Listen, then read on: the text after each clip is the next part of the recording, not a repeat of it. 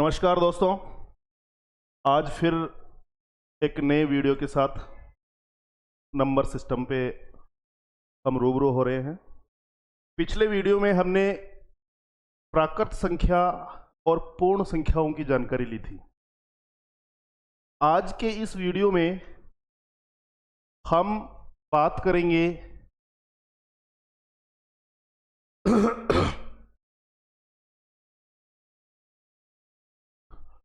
सम, विषम, भाज्य और अभाज्य संख्याओं के ऊपर हम चर्चा करेंगे और इनकी विशेषताएं क्या क्या है, इनकी प्रॉपर्टीज क्या क्या है, इनके ऊपर हम चर्चा करेंगे। तो सबसे पहले हम देखते हैं कि सम संख्या किसे कहते हैं।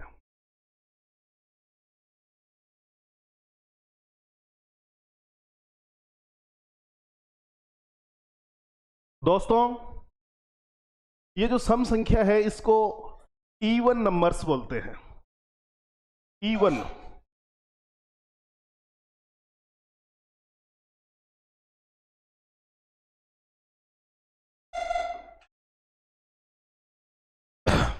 तो इवन नंबर्स या सम संख्याएं क्या होती है, इसके ऊपर हम चर्चा करेंगे। देखिए, ऐसी संख्याएं वे संख्याएं जिनमें दो से पूरा पूरा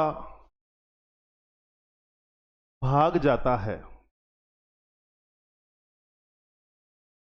या हम ये भी कह सकते हैं कि ऐसी संख्याएं जो दो से पूर्ण रूप से विभाजित होती है, सम संख्याएं कहलाती है।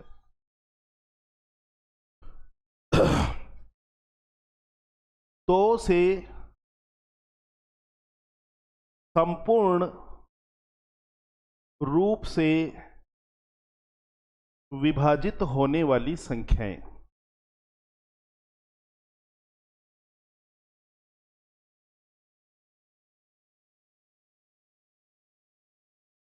सम संख्याएं कहलाती है।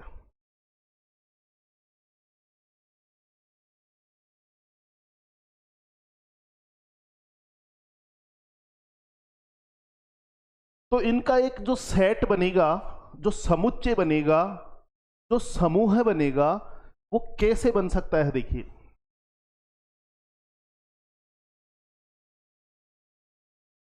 दो, चार, 6, 8, 10, 12, ये जितना हम आगे बढ़ाते जाएंगे उतना बढ़ता जाएगा।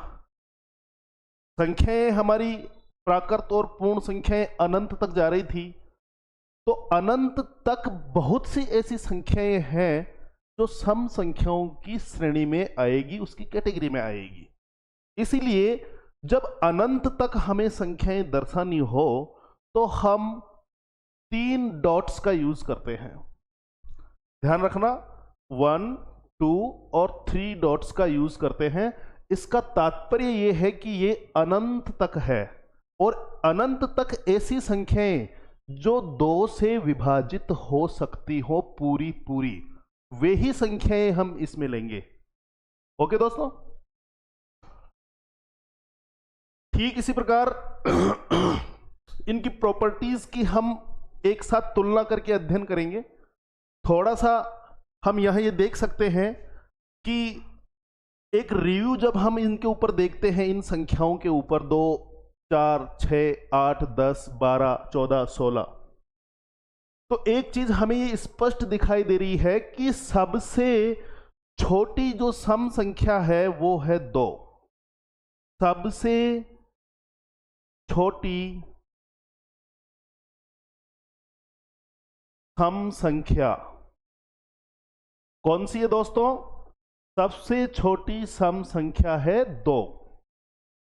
और क्या प्रॉपर्टीज अपने को इस समुच्चय को देखने पे पता चल रहा है? हम यहां पर इस बात पर भी डिस्कस कर सकते हैं कि देखिए 1 2 3 4 सम संख्याओं के इस समुच्चय में ये 4 संख्याएं कौन कौन सी 2 4 6 8 ऐसी हैं जो सिंगल डिजिट की है। अगर कौन सा कथन सत्य है कौन सा कथन असत्य है इस पर आधारित यहां प्रश्न बने और स्टेटमेंट ये हो कि सम संख्याएं वे सम संख्याएं जिनमें केवल एक ही अंक होता है वो संख्या में 4 होती है। बताइए सत्य है या असत्य है। देखिए एक अंक की कुल सम संख्याएं केवल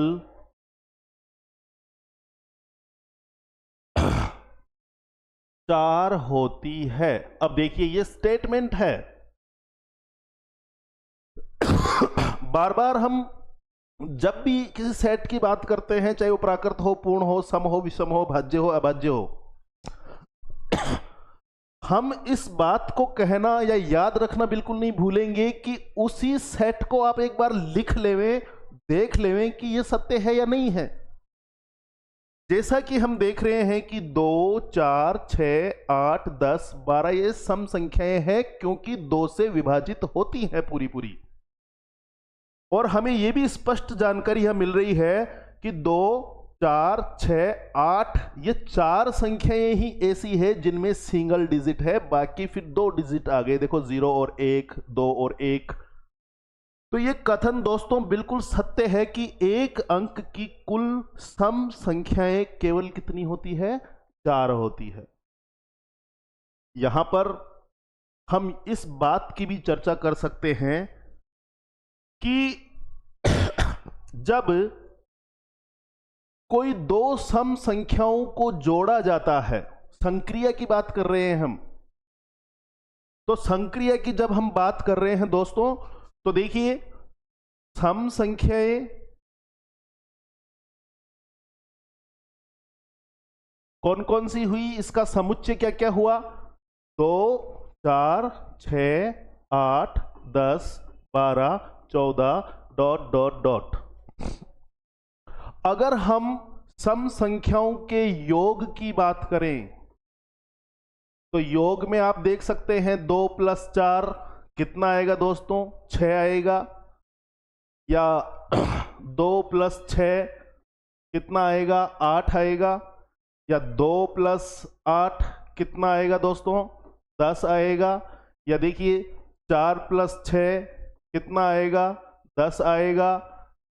कोई सी भी 2 सम संख्याओं का हम जब योग करते हैं तो उनका आउटपुट क्या है उनका रिजल्ट क्या है उनका परिणाम क्या है इस पर नजर डालिए। उनका परिणाम है 6 8 10। ठीक है। और भी अन्य आप संख्याएं लेकर देख सकते हैं जैसे 8 और 12 इन दोनों को आप ऐड करेंगे तो 20 आपके पास वैल्यू आएगी। तो इनका जो रिजल्ट आ रहा है 6 8 10 और 20। आप देखिए क्या ये ऐसी संख्याएं हैं जो 2 से विभाजित होती हैं बिल्कुल होती हैं। तो ये जो रिजल्ट है क्या ये रिजल्ट वाली संपूर्ण संख्याएं जो आपके सामने है ये भी सम संख्याओं की कैटेगरी में आएगी बिल्कुल आएगी। तो हम यहां ये कह सकते हैं निष्कर्ष हमारा ये होगा कि 2 सम संख्याओं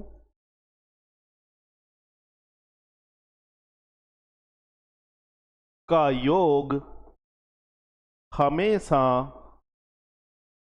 एक सम संख्या होती है। ये हमने निष्कर्ष निकाला। अगर एग्जामिनेशन में सत्य और असत्य कथनों में यह कथन आ जाता है कि दो सम संख्याओं का योग एक विषम संख्या होती है, तो वो गलत कथन है। ओके फ्रेंड्स, इसी प्रकार अगर हम बात करें योग के बाद गुणा की बात करते हैं। पहले संक्रियाएं क्या क्या है? संक्रियाएं हैं addition, subtraction, division and multiplication. ये संक्रियाएं हमारे पास में हैं। तो हम एडिशन की बात कर चुके, हम अब मल्टीप्लिकेशन की बात करते हैं। तो सम संख्याओं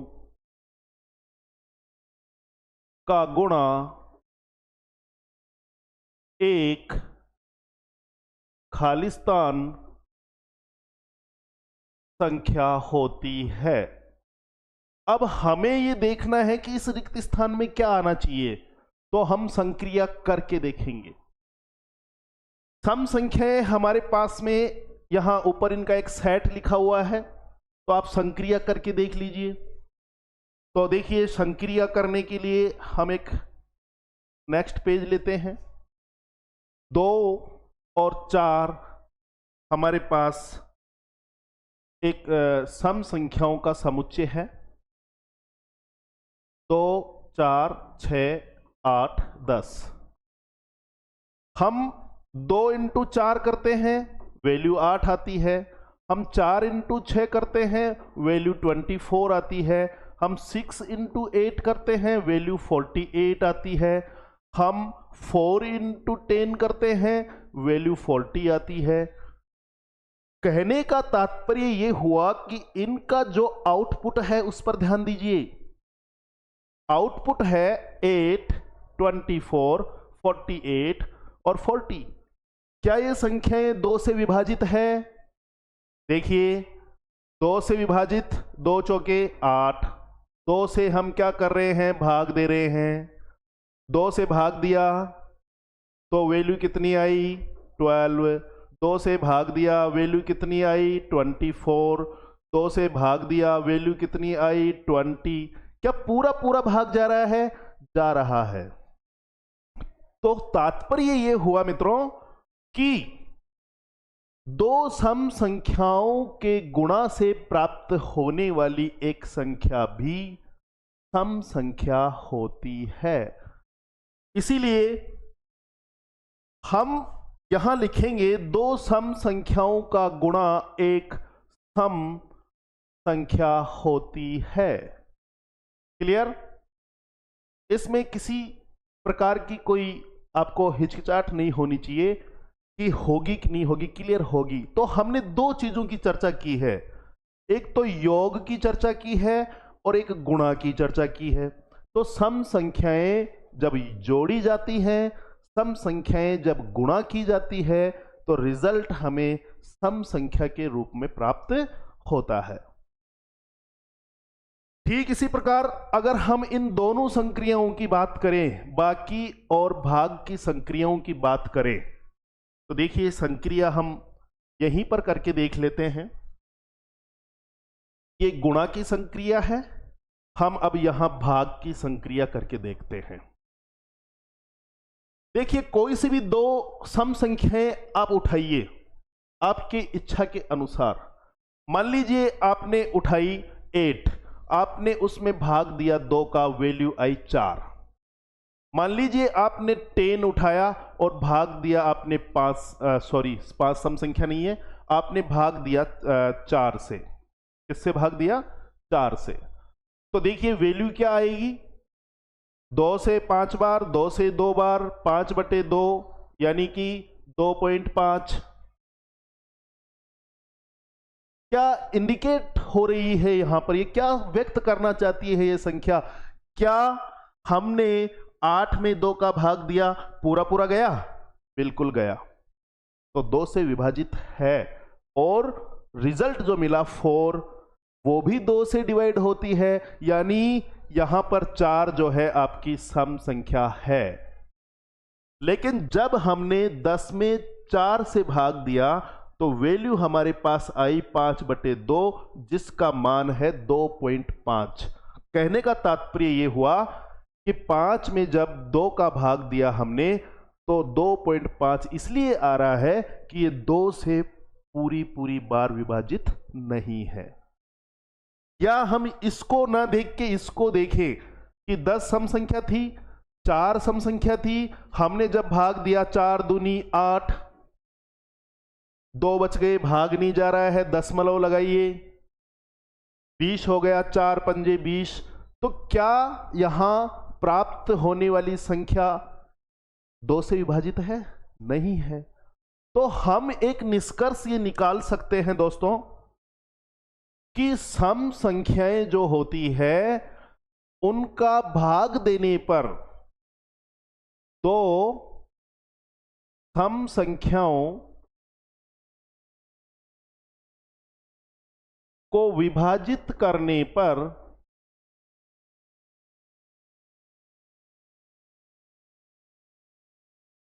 एक सम संख्या प्राप्त हो भी सकती है और नहीं भी। तो ये इनकी प्रॉपर्टीज है। ठीक इसी प्रकार अगर आप व्यवकलन की बात करें, व्यवकलन अर्थात घटाव, देखिए सम संख्याएं कौन कौन सी, समुच्चय क्या है इनका, 2 4 6 8 10 डॉट डॉट डॉट, घटा के देख लीजिए। निश्चित रूप से बड़ी संख्या में से जब आप छोटी संख्या घटाएंगे तो घट जाएगा, 6 में से आप फिर 4 घटाएंगे तो घट जाएगा, 10 में से आप 2 घटाएंगे घट जाएगा, और प्राप्त होने वाली जो वैल्यू है आप देख रहे हैं कि वो 2 से विभाजित हो रही है। तो सम संख्या है। लेकिन मैं ये कहूं कि 2 में से 4 घटाइए, 4 में से 6 घटाइए, 8 में से 6 घटाइए, वैल्यू क्या आएगी? बड़ी संख्या में से जब छोटी संख्या घटती है तो धनात्मक संख्या प्राप्त होगी, लेकिन जब छोटी संख्या में से बड़ी संख्या घटती है तो ऋणात्मक संख्या प्राप्त होती है। जैसे 2 में से 4 गए तो -2, 4 में से 6 गए -2, ठीक है, और 8 जो है इसमें से 6 जाएगा तो 2। तो कहने का तात्पर्य क्या है? कहने का तात्पर्य यह है कि वे संख्याएं जो 2 से डिवाइड होती है, जैसे देखिए हमने ये जो 6 में से घटाया हमने तो -4, लेकिन ये वास्तविक संख्या ही नहीं है माइनस वाली, वे सभी धनात्मक पूर्णांक जो 2 से विभाजित होते हैं वे सम संख्याएं कहलाते हैं। इसलिए हम ये कहेंगे कि व्यवकलन या बाकी से सम संख्या प्राप्त हो भी सकती है और नहीं भी हो सकती। इस प्रकार आप संक्रियाओं को करके देखें और अश्योर करें कि ये जो कथन है वो सत्य है या नहीं है। दोस्तों इसके बाद हम लेते हैं विषम संख्याएं।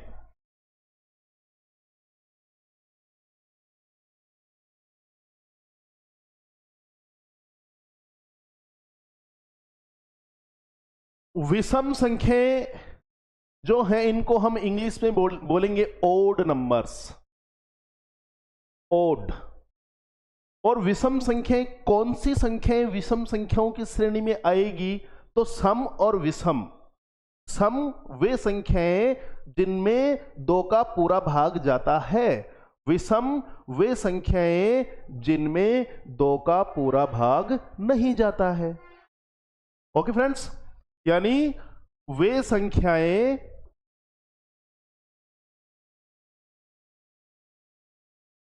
जो पूरी तरह से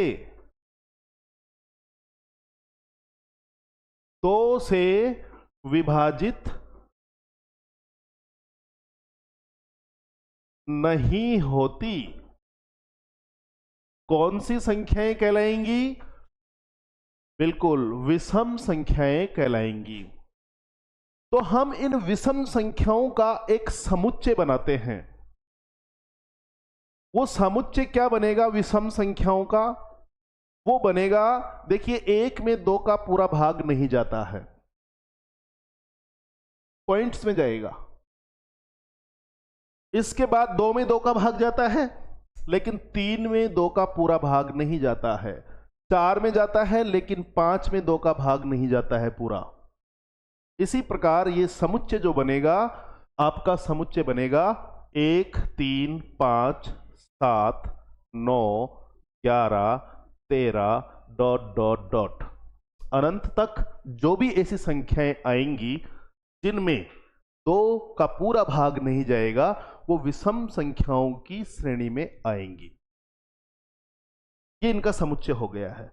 अब हम ये देखेंगे दोस्तों कि विषम संख्याएं जो हैं, इनके बारे में कौन कौन से कथन हमसे पूछे जा सकते हैं, जैसा कि हमने सम संख्याओं में किया।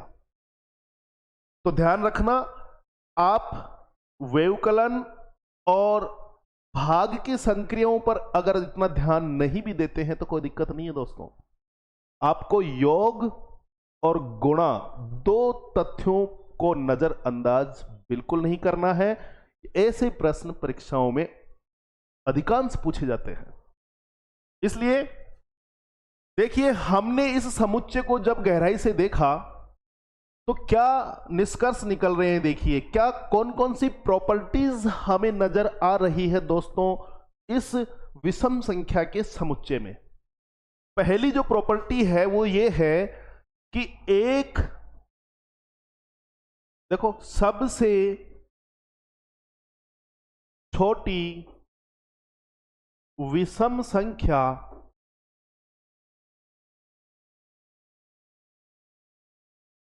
एक होती है। बताइए, होती है कि नहीं होती है? देख लीजिए, सबसे छोटी विषम संख्या 1। शुरुआत ही यहीं से हो रही है कि सबसे छोटी विषम संख्या 1 है। बिल्कुल है, क्योंकि विषम संख्या 1 3 5 7 ऐसे करके स्टार्ट होती है।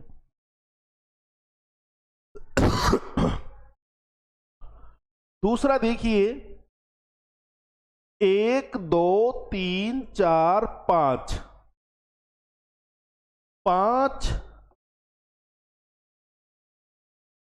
ऐसी विषम संख्याएं हैं। 5 ऐसी विषम संख्याएं हैं जिनमें एक अंक होता है। अब इसको आप दूसरे तरीके से भी समझ सकते हैं। कथन ये आ गया कि विषम संख्याओं की संख्या केवल 5 है। कैसी विषम संख्याओं की? जिनमें केवल एक अंक होता है, एक अंक से बनी होती है। सत्य है या असत्य देख लेंगे हम।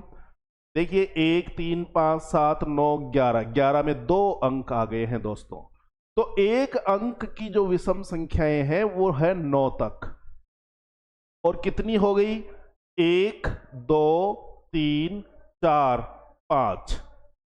तो हम ये कहेंगे कि विषम संख्याएं जिनमें एक अंक होता है उनकी संख्या कितनी है? 5 है। तो ये कथन बिल्कुल सत्य है। एक और महत्वपूर्ण कथन इसके अंदर आता है। क्या आता है? देखिए, कि जब विषम संख्याओं का योग किया जाता है, यानी विषम, 2 लगा दूं मैं इधर, 2 विषम संख्याओं का योग हमेशा एक सम संख्या होती है।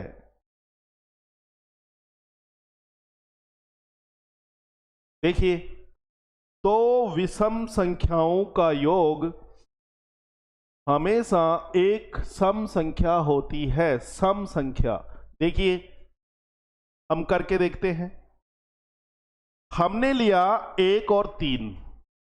1 और 3 कितना आया 4। और भी कोई दो विषम संख्याएं ले लीजिए, जैसे हमने लिया 3 और 5, क्या आया 8। हमने लिया 3 और 7, क्या वैल्यू आई दोस्तों 10। हमने लिया मान के चलिए 13 और 11, कितनी वैल्यू आई दोस्तों 24। देखिए हमारे पास दो विषम संख्याओं को जब हमने ऐड किया, जोड़ा, तो वैल्यू आ रही है 4, 8, 10 और 24। क्या इस वैल्यू वाली जो अंक है इनमें 2 से भाग दे तो पूरा भाग जा रहा है। देखिए इसमें 2 का भाग पूरा जाता है, इसमें 8 में 2 चौके 8, 10 में 2 पंजे 10, 24 में 12 दूनी 24 जाता है। दोस्तों हमारा ये जो कथन है कि दो विषम संख्याओं का योग हमेशा एक सम संख्या होती है, ये बिल्कुल करेक्ट है। तो हमने पीछे देखा सम संख्याओं का योग सम संख्या होती है, बिल्कुल। तो यहां देखा विषम संख्याओं का योग विषम संख्या होती है, ये गलत है। विषम संख्याओं का योग क्या होती है सम संख्या होती है, अर्थात दो सम संख्याओं का योग भी सम होगा और दो विषम संख्याओं का योग भी सम होगा।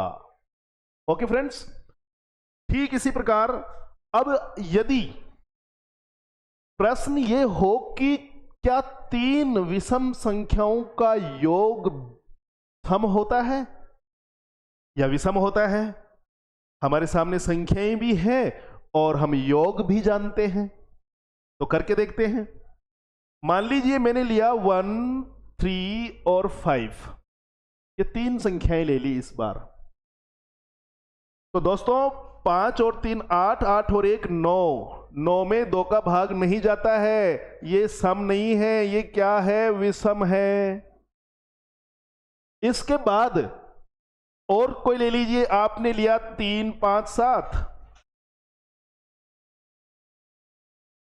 5 देखो 7 और 3 10 और 5 15, क्या 15 में 2 का भाग जाता है, नहीं जाता है दोस्तों। तो ये संख्या भी क्या होगी विषम होगी। निष्कर्ष में हम ये कह सकते हैं कि दो विषम संख्याओं का योग सम संख्या होती है, लेकिन 3 विषम संख्याओं का योग सम संख्या न होकर विषम संख्या होगी। ओके फ्रेंड्स, उम्मीद करता हूं अच्छे से समझ रहे हैं आप कंटेंट को।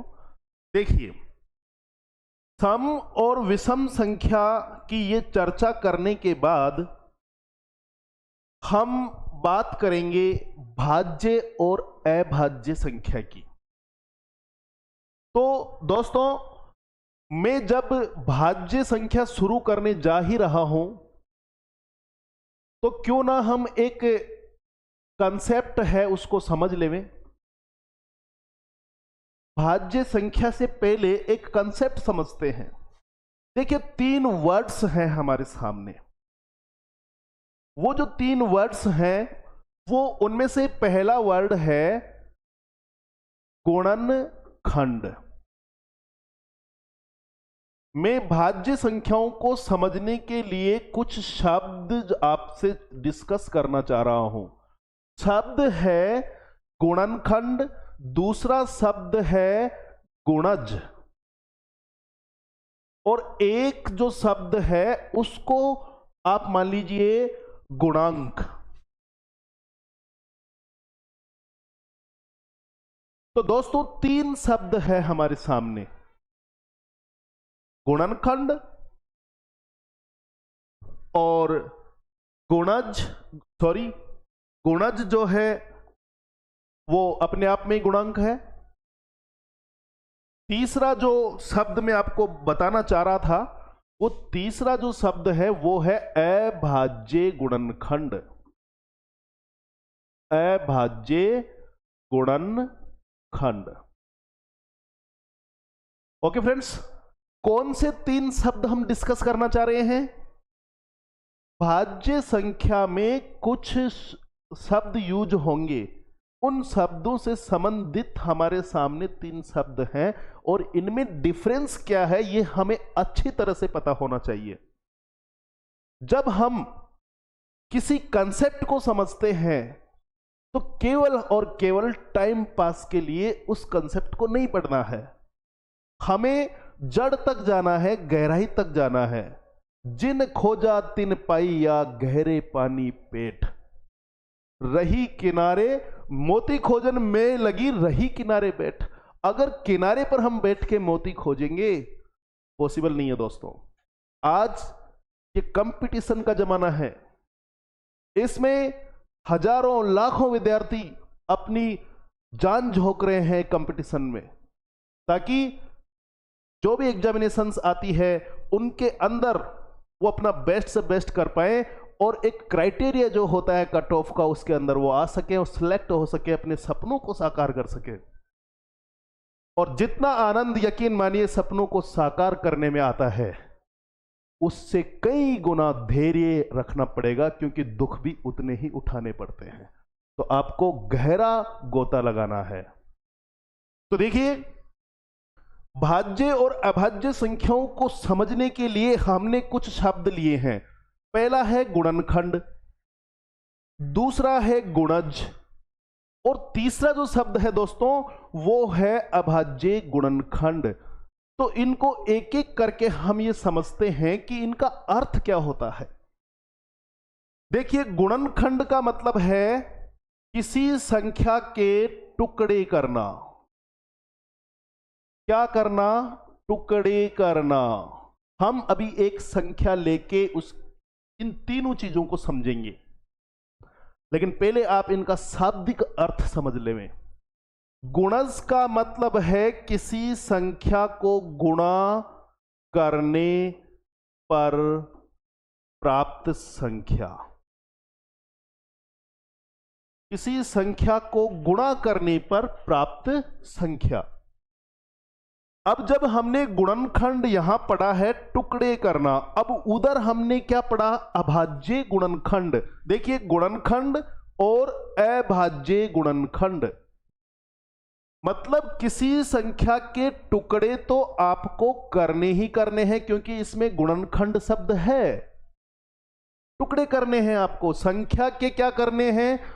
टुकड़े करना। लेकिन आपने केवल गुणनखंड पे ध्यान दिया है, आपने इस बात पे भी ध्यान देना है कि अभाज्य, ये जो टुकड़े होने चाहिए, ये ऐसे टुकड़े होने चाहिए जो अब विभाजित ना हो सके। आप इनको अब और नहीं तोड़ सकें। इसमें, इस टुकड़े में स्वयं के और एक के अलावा किसी अन्य का भाग नहीं जाना चाहिए। ऐसा टुकड़ा किसी भी संख्या का वो कहलाएगा अभाज्य। और जब अभाज्य आप टुकड़े करेंगे तो वो जो सारे के सारे जो टुकड़े हमारे पास आएंगे, उनको जब हम गुणा कर देंगे तो किसी संख्या के वो क्या कहलाएंगे? अभाज्य गुणनखंड कहलाएंगे। इस कंसेप्ट को अच्छी तरीके से समझने के लिए हम एक एग्जाम्पल लेते हैं दोस्तों। मान के चलिए हमारे पास एक संख्या है, और वो संख्या है, हमने एक संख्या ली, और दोस्तों संख्या जो है हमने ले लिया, मान लीजिए 24।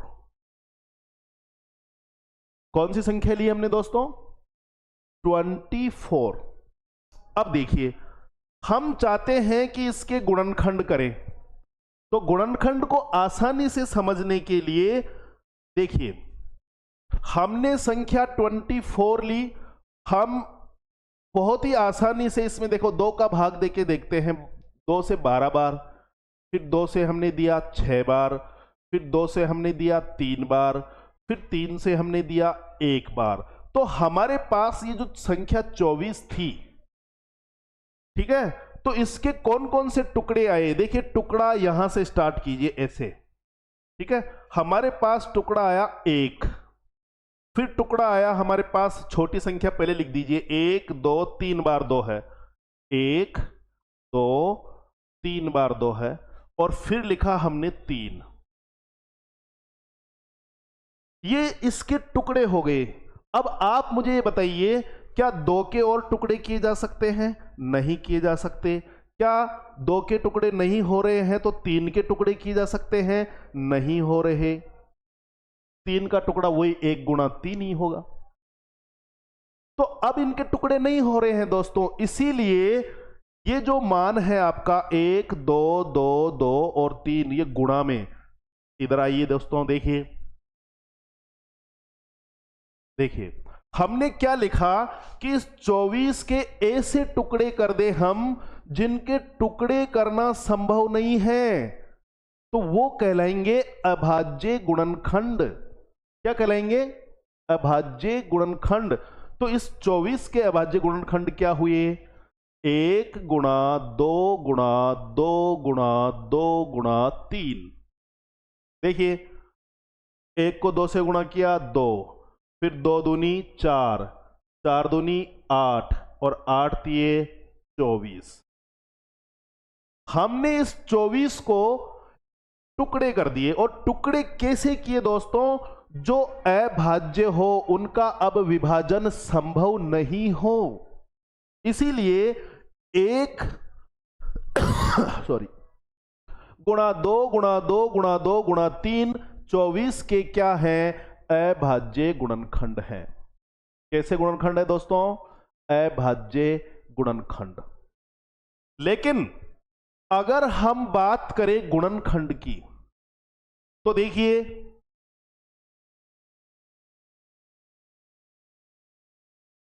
हम इसी संख्या को कैसे लिख सकते हैं? देखिए 1 को 2 से गुणा किया, देखो 1 तो आ ही गया, 1 को 2 से गुणा किया 2, इस 2 को 2 से गुणा किया 4, ठीक है, फिर 4 आ गए, 2 दूनी 4, 4 को 2 से गुणा किया कितना आया? 8, ठीक है ना। फिर हमने 2 दूनी 4 और 2, 4 दूनी 8, 8 तिये 24। कहने का तात्पर्य यह है कि हमारे पास जो संख्या 24 थी उसमें 1 का भाग भी जा रहा है, उसमें 2 का भाग भी जा रहा है, उसमें 4 का भाग भी जा रहा है, और देखिए इसमें 2 गुणा 3, 3 दूनी कितना होता है दोस्तों? 6। तो इसमें 6 का भाग भी जा रहा है, जा रहा है ना। इसमें 8 का भाग भी जा रहा है, इसमें 24 का भाग भी जा रहा है। देखिए देख लीजिए, 1 का 24 में 24 बार, 2 का 24 में 12 बार, 4 का 24 में 6 बार, 8 का 24 में 3 बार, 6 का 24 में 4 बार, 24 का 24 में 1 बार। तो कहने का तात्पर्य ये हुआ कि हमारे सामने ये जो समुच्चय आया, कौन सा आया? 1, 2, 4, और एक चीज और देखिए, इसमें जरूरी ये भी है कि कोई संख्या छूटे नहीं। देखो 1 3 भी तो है, ये 3 का भाग देखिए 24 में, 3 अट्ठे 24, 8 बार, यानी 1 का भाग जा रहा है, 2 का जा रहा है, 3 का जा रहा है, 4 का जा रहा है, ठीक है ना। फिर इसके बाद 6 का जा रहा है, इसके बाद 8 का जा रहा है, इसके बाद 24 का जा रहा है, इसके बाद 12 का जा रहा है। 24 से पहले लिख दीजिए आप इसको, कोई दिक्कत नहीं है। 12 का जा रहा है, जा रहा कि नहीं जा रहा है? 12 दूनी 24। इसके बाद 24 का खुद का जा रहा है, क्योंकि देखिए 2 दूनी 4 और 4 को हम 3 से गुणा करेंगे तो 4 तिये 12, 12 का भी जाएगा। तो कुल मिला के हमारे पास जो संख्याएं आई 1, 2, 3, 4, 6, 8, 12 और 14, ये समस्त संख्याएं ऐसी संख्याएं हैं जिनका 24 में भाग जाता है। तो ये सारी की सारी संख्याएं जो होंगी दोस्तों, कौन कौन सी? देखिए गुणनखंड 1, 2, 3, 4, 6, 8, 12 और 24, यानी कि 1, 2, 3, 4, 5, 6, 7, 8, यही था ना। देखिए 1, 2, 3, 4, 5, 6, 7, 8, ये जो संख्याएं हैं, इन समस्त संख्याओं का 24 में भाग जाता है। तो ये समस्त संख्याएं दोस्तों हमने टुकड़े कर दिए 24 के। देखिए अभी बहुत सारे टुकड़े किए हमने। देखिए हम ये देखिए 1 2 4 6 8 24 ऐसे टुकड़े हमने इसके किए जिनका भाग 24 में जा सके। तो वो सारे के सारे जो टुकड़े होंगे वो गुणनखंड कहलाएंगे, उस संख्या के जिस संख्या में इनका पूरा भाग जाता हो। ओके दोस्तों, तो कंसेप्ट देखिए कि 1 2 3 4 6 8 12 और 24 का भाग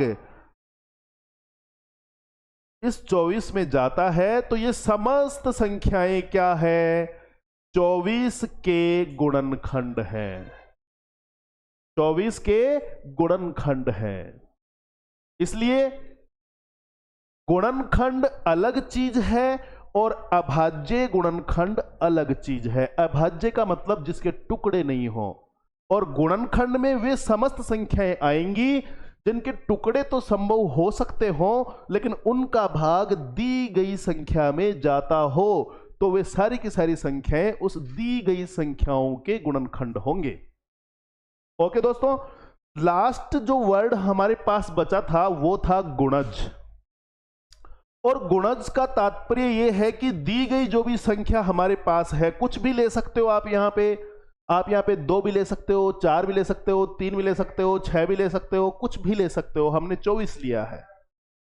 अब देखिए गुणज का मतलब होता है गुणा करने पर प्राप्त संख्या। जैसे मैंने 24 संख्या यहां ली थी, इसको मैंने 1 से गुणा किया तो क्या आया? 24।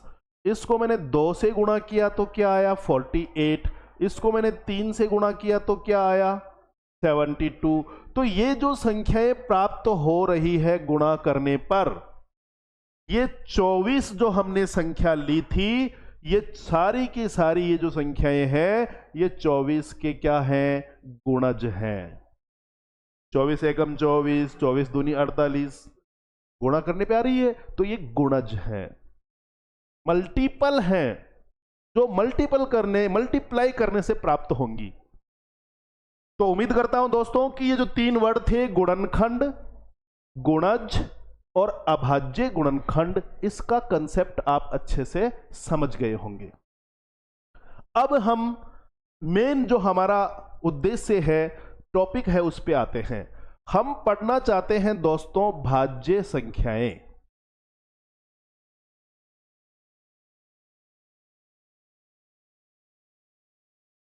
तो भाज्य संख्याएं जब हम पढ़ना चाहते हैं तो भाज्य संख्या का दूसरा जो नाम है, देखिए इसके 2 नाम हैं। एक तो है यौगिक संख्या, यौगिक संख्या, और दूसरा जो नाम है वो है संयुक्त संख्या।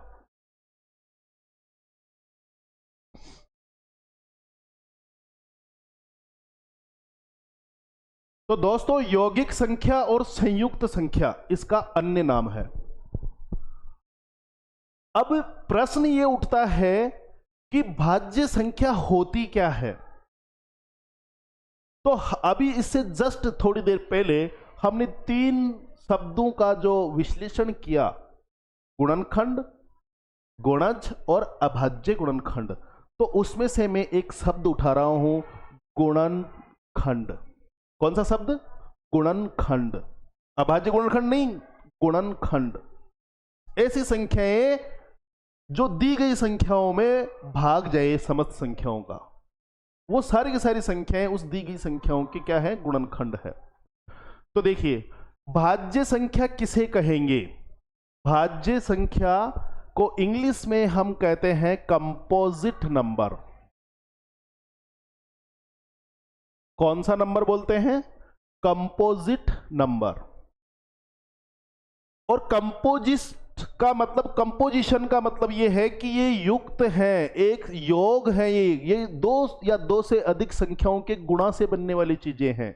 इसीलिए इनको यौगिक संख्याएं भी कहते हैं और संयुक्त संख्याएं भी कहते हैं। लेकिन इनका समुच्चय क्या होगा, इनकी पहचान क्या होगी? तो सीधा सा भाज्य संख्या को समझने के लिए एक चीज आप ध्यान रखें कि ऐसी संख्या ऐसी संख्या जिसके, यहां महत्वपूर्ण बात है भाई, ध्यान रखना, ये बात बहुत महत्वपूर्ण है, 2 से अधिक, ऐसी संख्या जिसके 2 से अधिक गुणनखंड हो। क्या हो दोस्तों? गुणनखंड हो। क्या लिखा मैंने, कौन सा शब्द उठाया उधर से मैंने, देखो, गुणनखंड। गुणनखंड और अभाज्य गुणनखंड अलग अलग चीजें हैं, लेकिन गुणनखंड उठाया है मैंने। गुणनखंड का मतलब वे समस्त संख्याएं जिनका भाग किसी एक निश्चित संख्या में जा रहा है, तो वो उस निश्चित संख्या के गुणनखंड हैं। ओके, तो भाज्य संख्या होने के लिए कौन सी कंडीशन पूरी होनी चाहिए? कंडीशन है कि उसके 2 से अधिक गुणनखंड होने चाहिए।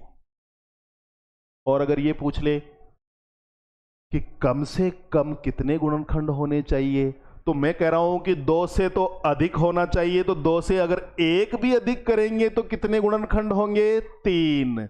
तो किसी भाज्य संख्या के कम से कम कितने गुणनखंड हो सकते हैं? तो कम से कम 3 गुणनखंड हो सकते हैं। और अधिक से अधिक ये संख्या पे डिपेंड करता है कि कितने होंगे, लेकिन किसी भी भाज्य संख्या के कम से कम गुणनखंड कितने हो सकते हैं? 3 हो सकते हैं। अब हम इस कंसेप्ट को लागू करके देखते हैं। देखिए,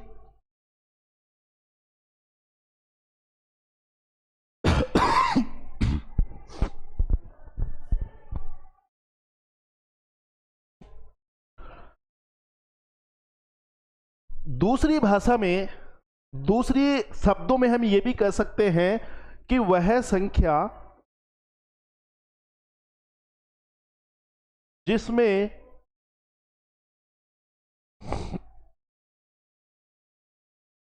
केवल स्वयं का व एक का भाग जाता है, केवल स्वयं का व एक का भाग जाता है, वो संख्या क्या होगी?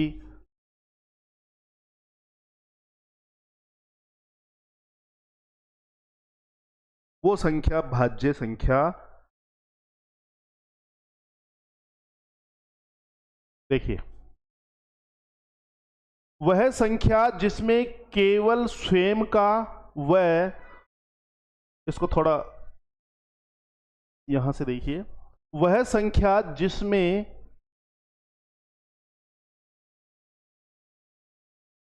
देखिए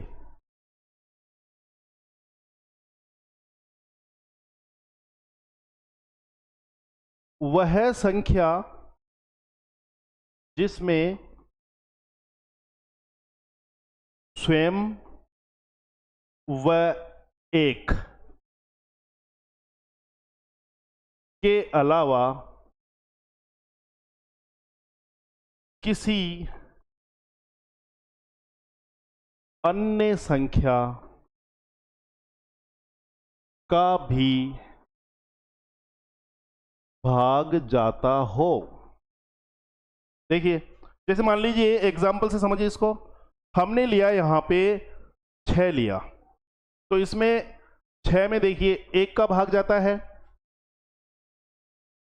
6 में 6 स्वयं का भाग भी जाता है। कितने बार जाएगा दोस्तों? 1 बार। ठीक है, लेकिन हमने क्या कहा कि वह संख्या जिसमें स्वयं का, यह आ गया स्वयं का, वह एक का, यह आ गया एक का, इसके अलावा किसी अन्य संख्या का भी भाग जाता हो। जैसे 6 में 2 का भाग भी जाता है, 6 में 3 का भाग भी जाता है। तो हम ये कह सकते हैं कि जो 6 हमारे पास संख्या है, ये भाज्य संख्या है। कौन सी संख्या है? भाज्य संख्या है। लेकिन मेनली जो कंसेप्ट आपको याद रखना है दोस्तों, मुख्य कंसेप्ट सिर्फ और सिर्फ यही है, क्या कि भाज्य संख्या वह संख्या है जिसमें, भाज्य संख्या कौन सी संख्या है? भाज्य संख्या वह संख्या है जिसके गुणनखंड कितने हो? जिसके गुणनखंड 2 से अधिक हो। संख्या में 2 से अधिक, इसमें संख्या में 2 से अधिक गुणनखंड हो।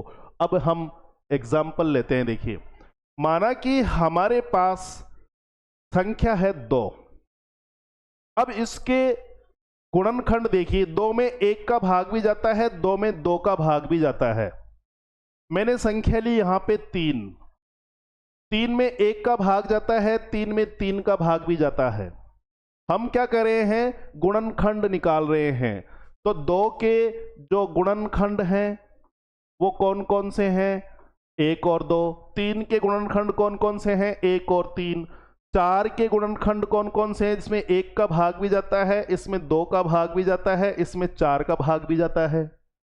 ठीक इसी प्रकार 6 के अगर हम गुणनखंड निकालें तो गुणनखंड देखिए, इसमें 1 का भाग भी जाता है, इसमें 2 का भाग भी जाता है, इसमें 3 का भाग भी जाता है, इसमें 6 का भाग भी जाता है। दोस्तों,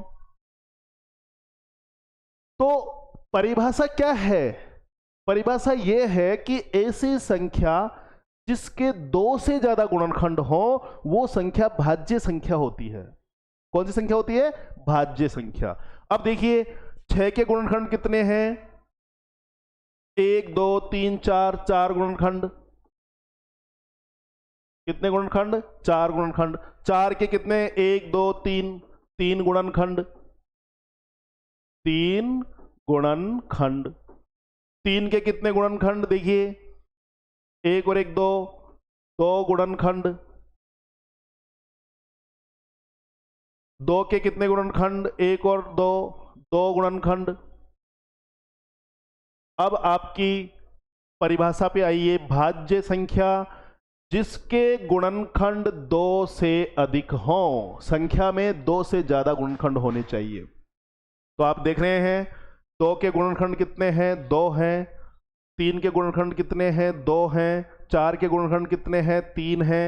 6 के गुणनखंड कितने हैं, 4 हैं। ठीक है, तो अब इनमें से भाज्य कौन सी है, देखिए 3 गुणनखंड वाली और 4 गुणनखंड वाली संख्याएं। देखिए कौन कौन सी संख्याएं हैं, 4 व 6। दोस्तों, ये जो 4 व 6 है ये आपकी कौन सी संख्या है, भाज्य संख्या है। ठीक है दोस्तों, अब देखिए 2 के केवल 2 गुणनखंड हैं, 3 के केवल 2 गुणनखंड हैं। कौन कौन से, 1 और 3। तो हम ये कहेंगे कि ये संख्या भाज्य संख्या नहीं है। अब भाज्य नहीं है तो क्या है, अभाज्य है। तो इसके बाद हम बात करते हैं भाज्य संख्या के बाद अभाज्य संख्या की। देखिए अभाज्य संख्याएं, दोस्तों सबसे पहली बात तो यह है कि अभाज्य संख्याओं को रूढ़ संख्या बोलते हैं। कौन सी संख्या बोलते हैं दोस्तों, रूढ़ संख्या बोलते हैं। जैसे भाज्य संख्या को हमने यौगिक संख्या और संयुक्त संख्या कहा, वैसे हम इसको रूढ़ संख्या बोलते हैं। तो अभाज्य संख्या जो है वो होती क्या है, और इसको हम इंग्लिश में जो है वो प्राइम नंबर बोलते हैं।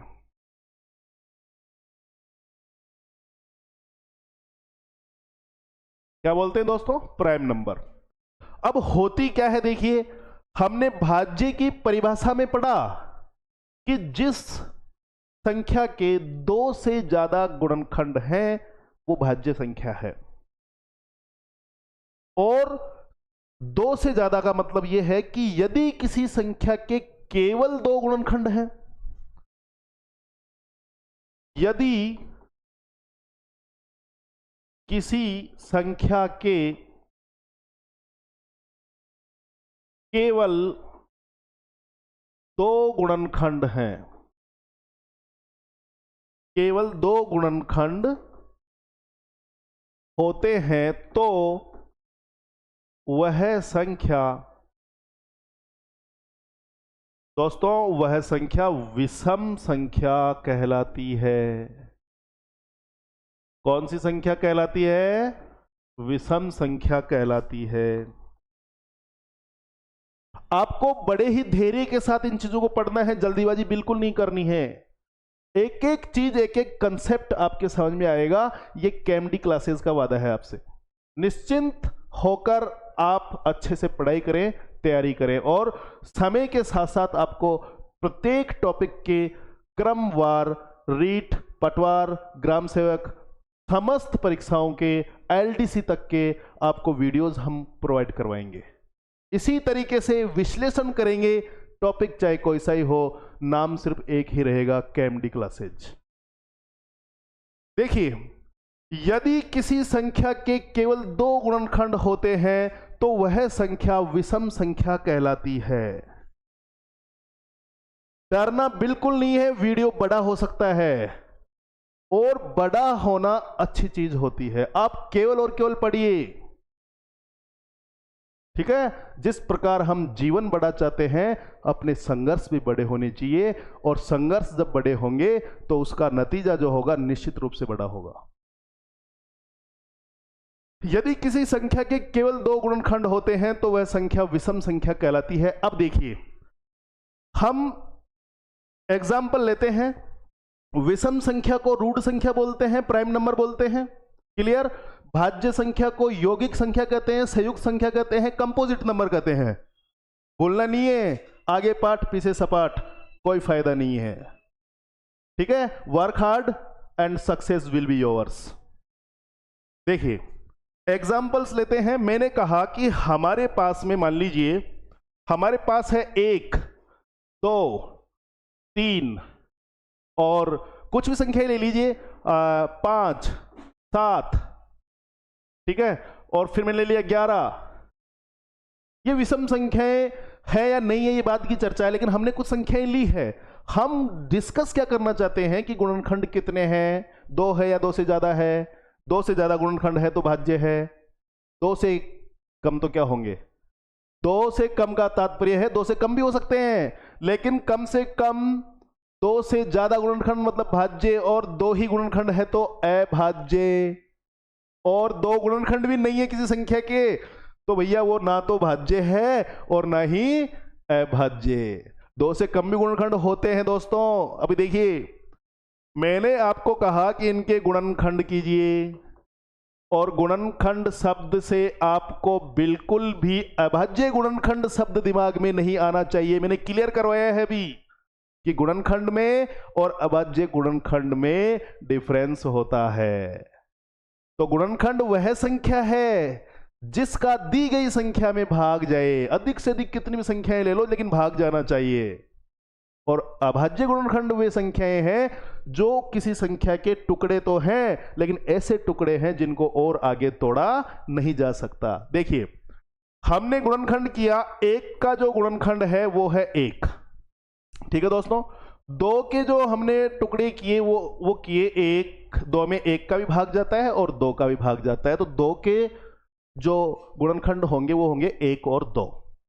ठीक इसी प्रकार 3 के जो गुणनखंड होंगे वो होंगे 1 का भाग जाता है और 3 का भाग जाता है। अब मैं यहाँ पे बीच में एक संख्या और ले लेता हूँ दोस्तों, और वो संख्या में 6 ले लूँ, ठीक है, समझने के लिए। तो मैंने 3 के बाद अब हम बात करते हैं 6 की। तो देखिए, 6 में 1 का भाग जाता है, 6 में 2 का भाग जाता है, 6 में 3 का भाग जाता है, 6 में 6 का भी भाग जाता है दोस्तों। अब हम देख रहे हैं कि 6 के बाद हमने जो लिया वो लिया 5, 5 में 1 का भी भाग जाता है, 5 का भी भाग जाता है। 5 के बाद 7 लिया, 7 में 1 का भी भाग जाता है, 7 का भी भाग जाता है। हमने 11 लिया, 11 में 1 का भी भाग जाता है, 11 में 11 का भी भाग जाता है ना दोस्तों। ये देखिए 11 का, आपको ऐसा लग रहा होगा मैंने 9 छोड़ दिया बीच में, 9 भी ले लेता हूं मैं। देखिए 9 में 1 का भी भाग जाता है, 9 में 3 का भी भाग जाता है, 9 में 9 का भी भाग जाता है। अब हम समझना क्या चाह रहे हैं, हम पढ़ तो विषम संख्या रहे हैं दोस्तों, सॉरी अभाज्य संख्या, लेकिन हमने भाज्य संख्या में जो पढ़ा कि 2 से ज्यादा अगर गुणनखंड है तो वो भाज्य है, और 2 से कम अगर गुणनखंड है तो वो अभाज्य है। तो देखिए यहां से स्टार्ट कीजिए, 9 1 का भाग, 3 का भाग, 9 का भाग, कितनी संख्याएं हो गई टोटल? 3 गुणनखंड हो गए इसके। 2 से ज्यादा गुणनखंड है क्या? लिख दीजिए भाज्य। क्या लिख दीजिए? भाज्य। ऊपर चलिए 11 किसका भाग जाता है? 1 का और 11 का। कितने गुणनखंड भैया? 2 गुणनखंड। और जिसमें केवल 2 गुणनखंड होते हैं भैया तो लिख दीजिए अभाज्य। क्या लिख देंगे? अभाज्य। 7 के 2 गुणनखंड, 5 के 2 गुणनखंड, दोनों को ही लिख दीजिए अभाज्य। Is that clear? क्लियर है ना? आगे चलिए। 6, 1 का भाग, 2 का भाग, 3 का भाग, 6 का भाग, इसके गुणनखंड हो गए 1 2 3 4। 2 से ज्यादा है क्या ये 4? बिल्कुल ज्यादा है। इसका मतलब 2 से ज्यादा अगर आपके गुणनखंड प्राप्त हो रहे हैं तो संख्या कैसी है? भाज्य संख्या है। ऊपर आइए। 3 2 गुणनखंड तो लिख दीजिए 2 गुणनखंड का मतलब अभाज्य, और 2 से ज्यादा का मतलब भाज्य। 2 गुणनखंड है क्या? 2 में 1 का भी भाग जाता है, 2 का भी भाग जाता है, इसका मतलब 2 ही गुणनखंड है। 3 का थोड़ी जाता है, 2 में नहीं जाता है, तो इसका मतलब अभाज्य। दोस्तों यहां आइए। 1 में किसका भाग जाता है? 1 का, तो इसका गुणनखंड कितना हुआ? केवल 1। मैंने कहा कि 2 से ज्यादा गुणनखंड हो तो भाज्य, 2 गुणनखंड हो केवल तो अभाज्य, और 2 भी नहीं हो, 2 गुणनखंड भी नहीं हो किसी संख्या के, तो भैया लिख दीजिए। क्या लिख दीजिए? न तो भाज्य और न ही क्या? अभाज्य। बिल्कुल सही पकड़े हो। ना तो भाज्य और ना ही अभाज्य। मन से पढ़ेंगे आनंद आएगा। तो मैं चाहता हूं कि मन आपका वहीं रहे जहां पर तन है। गांधी जी ने कहा है 3H का जो फॉर्मूला है वो आपको लर्न करने में काफी मदद करेगा दोस्तों। और अब ये 3H और समझाना पड़ेगा क्योंकि मेरे मुंह से निकल ही गया है। देखिए 3H का जो फॉर्मूला है दोस्तों वो ये है, देखिए H H H, 3H हो गए ना। H गांधी जी कहते हैं कि एक तो आपके हेड में, हेड होता है ना अपना हेड यानी मस्तिष्क, उसमें जो चीज चल रही है वो चीज आपके हार्ट में यानी दिल में भी होनी चाहिए। मस्तिष्क में जो चीज चल रही है वो मन में भी होनी चाहिए, और जो मन और मस्तिष्क कार्य कर रहा है उसी कार्य को आपके हैंड यानी हाथ भी करने चाहिए। कहने का मतलब मस्तिष्क जो पढ़ रहा है मन में उसी के बारे में सोचो और हाथ से उसी को लिखो। ये जो फॉर्मूला है दोस्तों 3H का फॉर्मूला कहलाता है। और ये फॉर्मूला किसी भी परीक्षा में कठिन परिश्रम का फॉर्मूला है। इसको अगर फॉलो करोगे आराम से सफलता आपकी होगी, कोई नहीं रोक पाएगा। चलिए खैर अपना टॉपिक ये नहीं है। अपना टॉपिक ये है कि गुणनखंड यदि 2 हैं तो अभाज्य संख्या, गुणनखंड 2 से ज्यादा है तो भाज्य संख्या, और किसी संख्या के 2 गुणनखंड भी नहीं है केवल 1 ही गुणनखंड है तो क्लियर है, समझ लेना, ना तो भाज्य ना अभाज्य। अब देखिए हमने काफी जानकारी प्राप्त कर ली है भाज्य और अभाज्य के बारे में, सम और विषम के बारे में। तो देखिए एक रिव्यू टाइप का हम लेते हैं।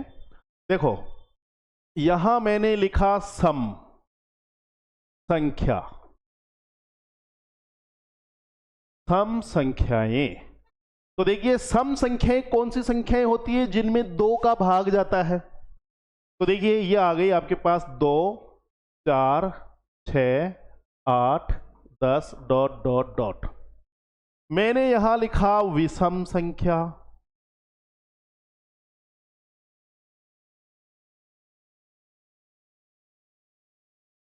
देखिए दोस्तों विषम संख्याएं ऐसी संख्याएं विषम संख्याएं होंगी जो 2 से पूरी तरह से विभाजित नहीं होती, यानी 1, 3, 5, 7, 9, 11 ... इसके बाद में हमने देखा भाज्य संख्या।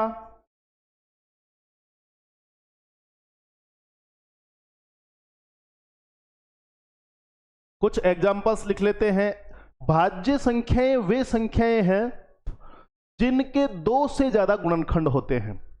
तो देखिए, मैं लिखूं 1 के 2 से ज्यादा गुणनखंड नहीं है। देखिए, 1 का गुणनखंड है 1, 2 के गुणनखंड है 1 और 2, तो कितने गुणनखंड हुए? केवल 2 के गुणनखंड जो हुए दोस्तों वो केवल और केवल हुए 2, 1 और 2। 3 के गुणनखंड देखिए 1 और 3, यानी 1 में भी 2 गुणनखंड नहीं है, यानी 2 से ज्यादा, और 2 में भी 2 से ज्यादा गुणनखंड नहीं है, 3 में भी 2 से ज्यादा गुणनखंड नहीं है। तो कहने का मतलब भाज्य संख्या होने के लिए 2 से ज्यादा गुणनखंड होने चाहिए। तो मैं जैसे मान लो 4 लेता हूं तो इसमें 1 का भी भाग जाता है, 2 का भी जाता है, 4 का भी जाता है। तो ये पहली संख्या है 4 जिसके 2 से ज्यादा गुणनखंड है। तो सबसे पहले हम यहां लिखेंगे 4। इसके बाद में 6 भी वो संख्या है जिसके 2 से ज्यादा गुणनखंड हैं। इसके बाद में 8 भी वो संख्या है जिसके 2 से ज्यादा गुणनखंड है। इसके बाद में 9 भी वो संख्या है जिसके 2 से ज्यादा गुणनखंड है। देखिए, 9 में 1 का भाग, 3 का भाग और 9 का भाग, 2 से ज्यादा गुणनखंड हो गए ना, 3 गुणनखंड हो गए इसके। इसी प्रकार 10 भी वो संख्या है जिसके 2 से ज्यादा गुणनखंड हैं दोस्तों। जैसे देखिए, 1 का भाग, 2 का भाग, फिर इसके बाद में 5 का भाग, इसके बाद में 10 का भाग, तो 1, 2, 3, 4 गुणनखंड हो गए दोस्तों, वो एक नहीं हुए। तो इस प्रकार इसके बाद में हम 12 भी ले सकते हैं। ऐसी संख्याएं लेंगे इस भाज्य संख्याओं के अंदर जिनके 2 से ज्यादा गुणनखंड हो और कम से कम कितने हो? 3। केवल 2 है तो वो अभाज्य है। अधिक कितने भी हो सकते हैं, लेकिन कम से कम 3 गुणनखंड होने अनिवार्य है किसी संख्या को भाज्य की श्रेणी में लाने के लिए। ओके दोस्तों,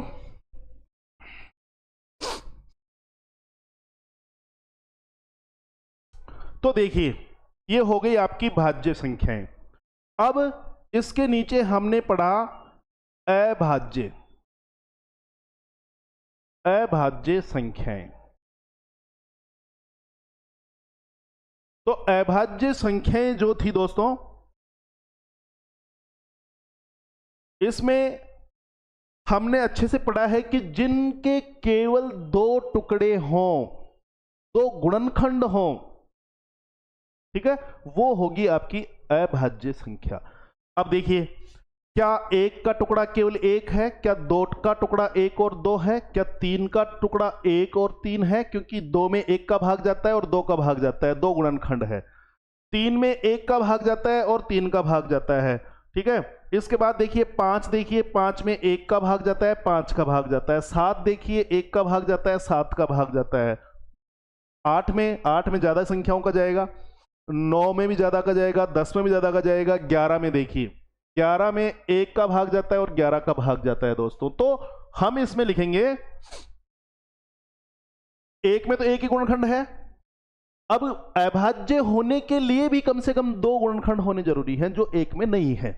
कहां से स्टार्ट करेंगे? यहां से। तो इसके बाद 3, इसके बाद 5, 7, फिर 8 के भी गुणनखंड ज्यादा हैं, 9 के भी ज्यादा हैं 2 से, 10 के भी ज्यादा हैं 2 से, 11 ले लीजिए।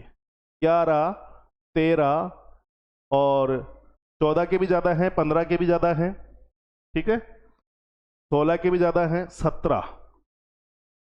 देखो 15 की इसलिए ज्यादा है, 15 में 1 का भाग जाता है, 3 का भाग जाता है, 5 का भाग जाता है, 15 का भाग जाता है, तो ज्यादा हो गए ना 2 से, इसलिए हमने छोड़ा। अब हम देख रहे हैं दोस्तों कि आज हमने जिन संख्याओं के बारे में पढ़ा वो संख्याएं सारी की सारी हमारे सामने हैं।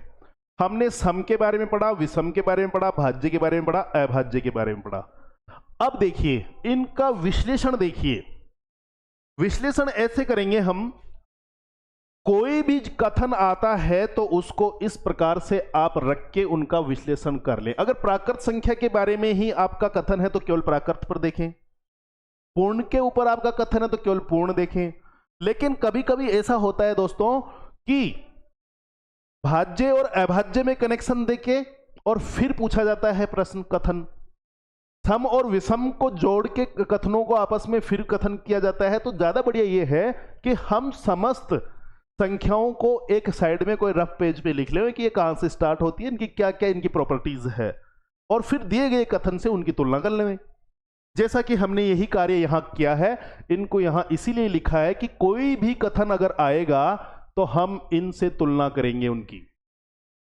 अब प्रश्न इस प्रकार से है, देखिए मैं यहां से स्टार्ट करूं, सम संख्या में पहला अंक है 2, तो देखिए फिर ये विषम में भी है क्या, नहीं है, भाज्य में है क्या, नहीं है, अभाज्य में है क्या, है। अगर 2 के बारे में ये कथन आता है, कथन देखिए दोस्तों, 2 क्या है आप ये लिख लीजिए, 2 है सम, 2 क्या है सम, ठीक है। फिर नीचे आइए, 2 क्या है अभाज्य, तो 2 सम भी है और 2 अभाज्य है।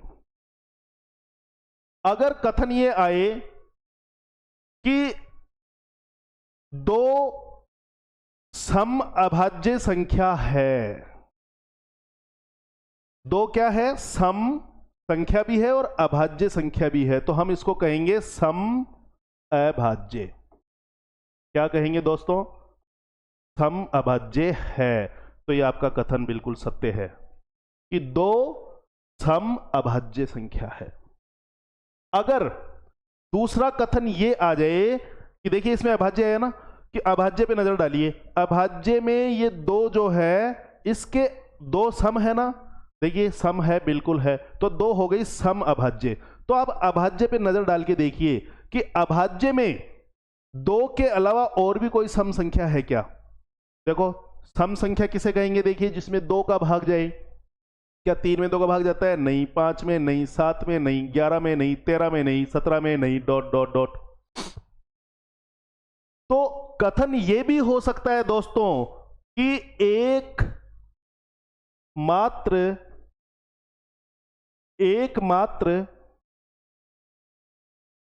सम अभाज्य,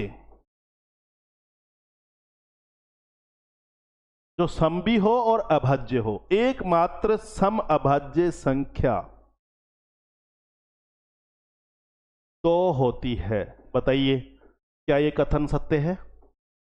एकमात्र सम और अभाज्य, देखो सम और अभाज्य, तो अभाज्य में आपको दिख रहा है 3 5 7 11 13 17, तो ये इसमें दिख रहा है क्या, नहीं, इसमें एक ही संख्या ऐसी है जो आपको सम में दिख रही है और वो है 2, यानी एकमात्र सम और अभाज्य संख्या क्या होती है, 2 होती है। बिल्कुल करेक्ट आंसर है। ठीक है दोस्तों, अब आप देखिए कथन दूसरा, 2 विषम में नहीं है, तो भाज्य में है क्या, नहीं है। क्यों नहीं है भाज्य में, भाज्य में क्यों नहीं है, क्योंकि भाज्य की प्रॉपर्टी यह है, उसकी विशेषता यह है कि भाज्य संख्या होने के लिए 2 से ज्यादा गुणनखंड होने चाहिए, और 2 जो है उसके गुणनखंड है 1 और 2, क्योंकि 2 में 1 का और 2 का, 2 ही संख्याओं का भाग जाता है, इसीलिए 2 आपकी भाज्य संख्या नहीं है, 2 आपकी सम संख्या है और अभाज्य संख्या है। ठीक है, तो सम अभाज्य संख्या, और सम अभाज्य संख्या होती कितनी है, केवल 1, 2 ही ऐसी संख्या है जो सम और अभाज्य संख्या है, इसके अलावा ऐसी कोई संख्या ही नहीं है। ठीक है दोस्तों, एक कथन और आप देख सकते हैं कि अभाज्य संख्याओं के बारे में एक कथन आ गया, और कथन ये आया, कथन में बता रहा हूं और आपको आंसर देना है देख के। मैं ये चाहता हूं कि इसका विश्लेषण करके आप आंसर देवें, तो इस प्रश्न का आपको मैं 5 सेकंड का समय दूंगा दोस्तों, और आपको विचार करना है कि है या नहीं है। अपने मन में ही सोच लेना और मेरे को कमेंट कर देना कि मुझे ये सवाल आ गया था। मैं ये कहना चाहता हूं कि अभाज्य संख्या में मैंने छोड़ दिया 2 को। तो देखो 2 को छोड़कर प्रश्न ध्यान से समझ लें दोस्तों। 2 को छोड़कर सभी कौन सी, किसकी बात कर रहा हूं मैं? अभाज्य की। 2 को छोड़कर सभी अभाज्य संख्याएं, देखो 2 को छोड़कर सभी अभाज्य संख्याएं विषम होती है। ये कथन है मेरा, विषम होती है। आंसर देने का टाइम स्टार्ट है दोस्तों। 2 को छोड़कर समस्त ये जो अभाज्य संख्याएं हैं, ये देखो 3, 5, 7, 11, 13, 17, 2 को छोड़कर सभी अभाज्य संख्याएं विषम होती है दोस्तों। देखिए ये है विषम। आपका टाइम स्टार्ट है, अब बताइए यस या नो। ओके फ्रेंड्स, देखिए 2 को छोड़ दिया हमने, छोड़ दिया। अब 3, 5, 7, 11, 13, क्या ये सभी विषम संख्याएं हैं? विषम संख्याएं वे संख्याएं हैं जो 2 से भाग नहीं जाता हो उनमें पूरा पूरा। और देखिए विषम संख्याएं ये रही, 3 ये रहा 3, 5 ये रहा 5, 7 ये रहा 7, 11 ये रहा 11, 13 इसको आगे बढ़ाएंगे तो 13 भी आएगा, ठीक है। 17 इसको आगे बढ़ाएंगे विषम संख्या में तो 17 भी आएगा, 15 भी आएगा। विषम है ना, 2 से जो भाग नहीं जाएगी वो सारी की सारी विषम है। तो कहने का तात्पर्य यह हुआ कि 2 को यदि छोड़ दिया जाए तो सभी अभाज्य संख्याएं विषम होती है। बिल्कुल करेक्ट आंसर है ये, कथन बिल्कुल सत्य है। एक और चीज की हम चर्चा करते हैं, जो अगर ऐसे पूछ लिया जाए, मान लीजिए सबसे छोटी सम संख्या 2 है, बिल्कुल है। सबसे छोटी सम संख्या 2 है, बिल्कुल है। सबसे छोटी विषम संख्या 1 है, बिल्कुल है। सबसे छोटी भाज्य संख्या 4 होती है, ये कथन है दोस्तों। सबसे छोटी भाज्य संख्या 4 होती है। बताइए सबसे छोटी 4 क्यों है? क्योंकि 1 में 1 गुणनखंड, 2 में 2 गुणनखंड, 3 में 2 गुणनखंड और 4 में 1 का भाग, 2 का भाग, 4 का भाग, 4 में 3 गुणनखंड। भाज्य होने के लिए 2 से ज्यादा गुणनखंड होने चाहिए, जो इसमें है। 3 भाज्य इसलिए नहीं है क्योंकि 2 गुणनखंड है, 2 गुणनखंड तो ये अभाज्य है। ये आगे देखिए अभाज्य आ गई। 2 में भी 2 गुणनखंड है, 2 से ज्यादा गुणनखंड नहीं है, तो 2 गुणनखंड किस में होते हैं? अभाज्य में। तो ये आगे देखिए अभाज्य में। और 1 देखिए दोस्तों, 1 में केवल 1 का भाग जाता है, अर्थात इसके गुणनखंडों की संख्या ही 1 है। अब जिसमें 2 से ज्यादा गुणनखंड है वो भाज्य, जिसमें 2 गुणनखंड है वो अभाज्य, और जिसमें केवल 1 गुणनखंड है वो दोस्तों न तो भाज्य और न अभाज्य। यदि कथन ये आ जाए 1 न तो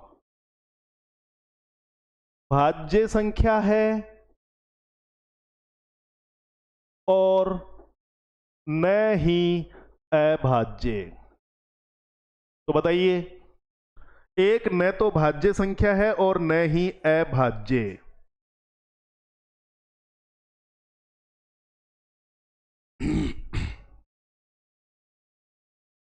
ये कथन बिल्कुल सत्य कथन है, ना तो भाज्य है ना अभाज्य। ओके फ्रेंड्स, तो कुछ भी कथन इसमें पूछे, आप इनको आसानी से देखें, समझें, विचार करें और फिर अपना आंसर क्लिक करें। ठीक है, तो उम्मीद करता हूं ये सारी चीजें आपके अच्छे से समझ में आई हैं। और अगर इसके अलावा भी कुछ प्रश्न आपके दिमाग में चल रहे हों, भाज्य अभाज्य सम विषम, तो आप पहली बात तो खुद प्रैक्टिस करके देखें, और नहीं हो पाता है आपसे तो आप मुझे कमेंट करें। और उम्मीद करता हूं कि आपको आज की क्लास बहुत पसंद आई होगी। अगर दोस्तों पसंद आई गई है तो लाइक और शेयर आप अगर करोगे तो अच्छा लगेगा, और सब्सक्राइबर अगर कर दोगे ना तो बहुत ही अच्छा लगेगा, जो कि आप मैं नहीं कहूँगा तो भी करते ही हो। धन्यवाद दोस्तों।